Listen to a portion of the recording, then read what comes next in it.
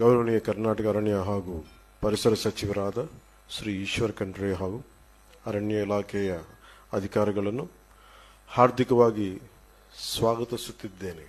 ನಾವು ಬೆಂಗಳೂರಿಗೆ ಹೋಗಿದ್ದಾಗ ಮಾನ್ಯ ಈಶ್ವರ್ ಖಂಡ್ರೆ ಅವರು ಹಾಗೂ ಕರ್ನಾಟಕದ ಅರಣ್ಯ ಇಲಾಖೆಯ ಅಧಿಕಾರಿಗಳು ಆತ್ಮೀಯವಾಗಿ ಸತ್ಕರಿಸಿರುತ್ತಾರೆ. ಅದಕ್ಕೆ ನಾನು ಹೃದಯಪೂರ್ವಕವಾಗಿ ಆಭಾರಿಯಾಗಿದ್ದೇನೆ.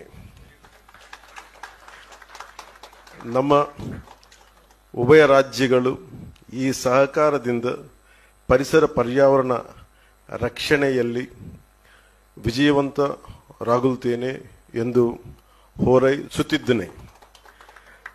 So we, with the cooperation of both the states and with the protection of forest and environment, we will be